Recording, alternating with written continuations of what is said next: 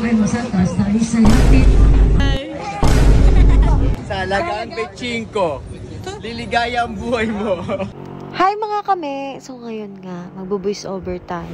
Pero papulong version kasi tulog na sila dito. Charot lang. So ayun mga kame, eto ay nung sinulog pa nga. O diba be, nung January pa to be, nag-night market kami. Nakalimutan ko na talaga to sa gallery ko. At dahil sayang nga, ipopost pa rin natin yan, syempre. For the lakad lang kami dito, naghahanap kami ng mabibili. Ayun pala yung mga kasama ko, sila mama, kapatid ko, si Ninyo, tsaka si Ben. O diba inisa-isa? Habang naglalakad kami, ayan, puro kami lakad dyan. May nakita akong bag na I love Cebu. Ang cute. Walang katapusang lakad na to. Ayan, may sumilip pa sa camera namin dyan. Ayan o. Wala na talaga akong masabi sa video na to, be. Kasi sobrang tagal na talaga kasi nito. Ay, nagkakwento ko na lang kung ano ang mga ganap dito, be. Ay, naghahanap kami ni mama dyan ng mga white short para susuotin namin sa sinulog. May tinuro nga si papa sa akin na short.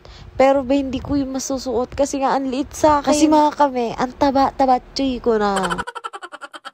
Unang pamili namin ay itong mga short. Binigay ko na agad kay Ben para mabit-bit niya na. Sabi naman ni Papa dito, ipapasuot niya daw to kay Ben. Para maiba siya sa sinulog, diba? Tama naman si Papa. Ayan, si Mama, pinipilian niya ng damit si Ben. And dito, napag-isipan ko din bumili ng damit ko. Nakabili nga ako ng damit dyan, pero hindi ko naman siya nasuot sa sinulog. Kasi apaka-fit sa akin yan. Parang hindi ako comfortable. Comfortable ba?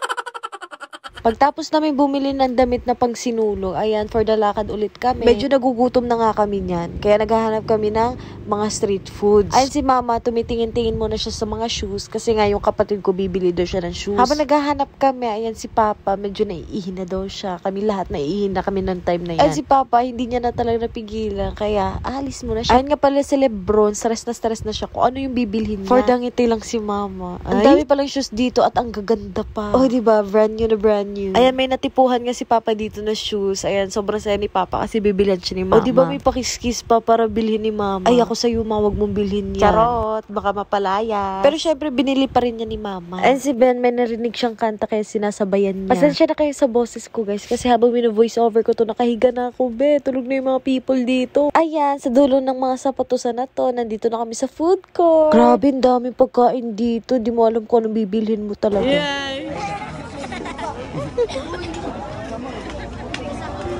Yung time na to is 11 PM na talaga, be. Inaantok na si Ninyo kaya dinadaan niya na lang sa biro. Yung binili lang namin dito is palamig tsaka yung takoyaki. Bumili din ako ng mangga tsaka mais. Oh, tumitingin-tingin pa sa iba. Hanap na naman ng mga ibang pagkain.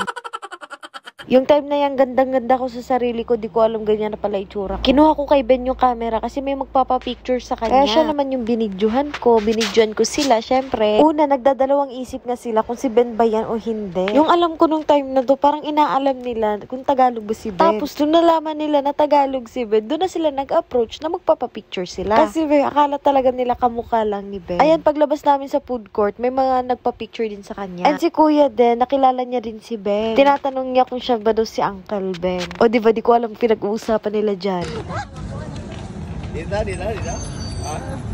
Sa Lagaan Pechinko, liligaya ang buhay mo. Bumili nga din pala si Papa ng pangkamot sa likod. Ayan, 25 pesos lang yun. Tawang-tawa kami. And guys, pauwi na kami. Hindi na ako masyado nakapag-video kasi pagod na at inaantok na kasi 12 AM na yan, be. Kaya good night!